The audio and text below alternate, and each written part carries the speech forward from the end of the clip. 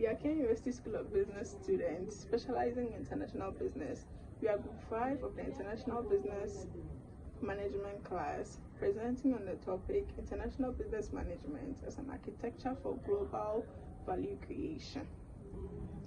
I respond to Agnes Adumamwako. My name is Adjoa Foma. And I'm Vanessa Amakwecha. Please enjoy the video. Thank you. What do we mean by international business as an architecture for global value creation? International business is the cross-border trade of goods and services, including technology, capital, and/or knowledge on a global scale.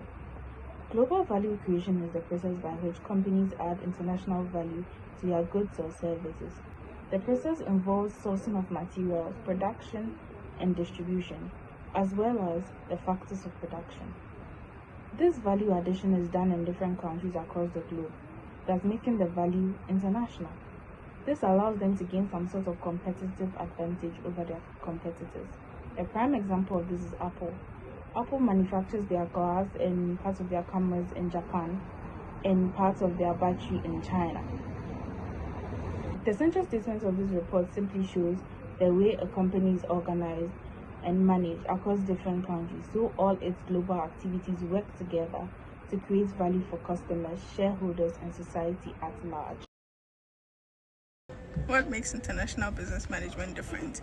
Domestic management refers to the comprehensive oversight and maintenance of daily operations such as cooking and cleaning, while international businesses deal with the POLC, the planning, organizing, leading, and controlling. Some core complexities of international business management has to do with liability of foreigners, which are the additional costs incurred by multinational corporations and not locals, such as the unfamiliarity cost and the relational costs. Then we come to the cultural and institutional distance. It's the degree of difference between two countries regarding their societal norms, their regulatory frameworks. Examples include language differences and increase in transaction costs. And lastly, we go to the global coordination control challenges. This involves navigating divergent national interests, weak international institutions, and communication barriers across borders. Example includes supply chain and operational management, international trade and finance, and cultural differences. IBM as an interconnected strategic system. International business management involves linked or connected strategies that shape global operations. Each barriers decision influence how firms compete and perform internationally. Now moving on to the key elements of international business as an architecture. As international business as an architecture means, let's take building a house for instance. The foundation, the pillars, and then the roofs must be aligned so that the building must be stable.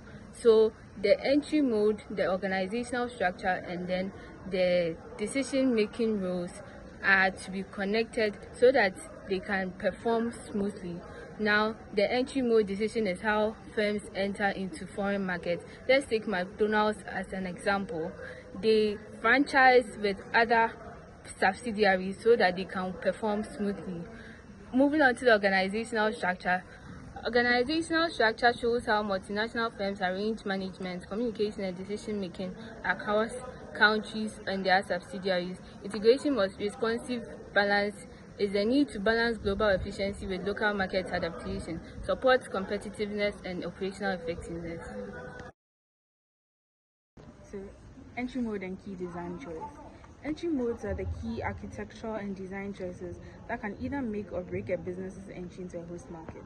Some examples of entry mode strategies are as follows. Import and export, which refers to the process of buying and selling goods and services across international borders. Licensing and franchising involves granting a firm in one country permission to use the intellectual property, brand, or operational systems of a company based in another country. An example is KFC. Foreign direct investment occurs when a company acquires, establishes, or invests in an enterprise operating in a foreign market. Last but not the least, strategic alliance represents formal partnerships between firms from different countries that collaborate to achieve shared business objectives. Firms must always align their entry mode strategy with market conditions of the host country. This helps the firm balance how much control they want over operations with the level of risk and investments they are willing to accept. Global coordination and organizational structure. Global coordination is the process of aligning policies and resources across nations and international bodies to manage issues suppressing borders, such as climate change, organizational trade, and pandemics. Organizational structure is a framework that determines how an organization is organized, including the arrangement of tasks, responsibilities, and roles. International division is an organizational structure within a firm that centralizes all foreign operations into a single unit, acting as an intermediate step between domestic focus and full global integration. It establishes platforms that allow employees to share experiences, failures, and success, which is essential for innovation. Global product or area structure is an organizational framework where a multinational corporation organizes activities into divisions based on specific product lines, with each division being responsible for functional areas. It brings about centralization of strategic decisions. A matrix model, it is an organizational framework in which employees have two or more managers to report to. It helps balances out local responsiveness and global integration. And lastly, a traditional model. It balances global consistency and local adaptability. It focuses on standardization and encourages collaboration of products and enterprises. Global integration versus local responsiveness. Global integration is when a company strives to run its operations the same way across different countries. It focuses on efficiency through standardized products and operations, reducing production and operational costs. Now let's move on to local responsiveness. This is also when a company adjusts its product, services, and business strategies to suit the needs of a specific country. Adaptation of products, marketing, and operations to suit local customer needs and regulations because of cultural differences, customer preference, government regulations, etc., to enhance customer service satisfaction and market relevance. Balancing both approaches means companies using both global integration and local responsiveness approach helps save costs through standardization, stay attractive to local customers, maintain a strong global brand, and also competitive advantage. Bartlett and Goshal created a model called transnational model, which said the most successful multinational companies adapt the global efficiency and the local responsiveness at the same time through knowledge sharing and flexible coordination. Real-life cases of successful and unsuccessful international business. Our successful case is MTN. MTN is a telecom company that came into the country through foreign direct investments, brownfield specifically. They acquired the company Sancom PLC. MTN uses the polycentric staffing policy. They focus on SMEs and their general customer base by providing specialized bundles, for example, Ejimapa and Just For You bundles. MTN also introduced a digital service that greatly supported the average person, Momo. Now let's look at our failed case, Expresso Telecom. Expresso had insufficient funds in 2013. They had less than 1% market share, 0.62 to be exact. Expresso could not keep up with the competition from the already existing telecom companies in Ghana, which are Vodafone and MTN at the time. Expresso also didn't move with the market trends. At a time where Ghana's telecom was shifting from voice services to data and mobile financial services, Expresso remained largely voice-focused and technologically constrained. And the key analytical takeaway we can give is innovation must match with local market evolution. Firms facing dominant competitors need a clear value proposition that differentiates them. Contemporary relevance of IBM architecture.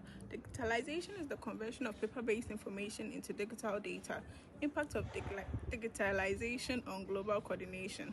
1. Data-driven governance. 2. Real-time communication. And 3. Reduction in transaction and communication costs. Geopolitical uncertainty is the risk associated with wars, terrorist attacks, and tension between states that affects the normal domestic politics and international relations.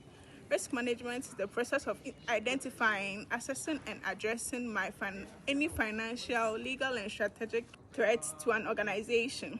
Is IBM architecture crucial than individual functions? IBM architecture refers to the modern and secure hybrid cloud environment focused on security, reliability, stability, and scalability. Yes, this research suggests that IBM architecture is more crucial than human functions because 1. IBM architecture can ensure security, safety, and information uploaded on it, and also the easy and early retrieval of it when needed. It's also designed to regenerate after downtime. That is, in the period of downtime, no information is lost. It supports the growth of businesses. And finally, it makes daily activities fast, easy, and convenient. Example, the use of microwaves. Conclusion. International business management is not simply about operating in different countries.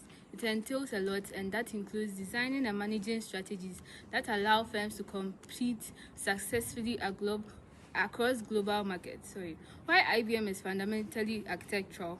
IBM requires firms to carefully structure and align strategic decisions such as market entry, organizational design, and global integration. Just like a building, strong performances depend on how well each strategic components support each other.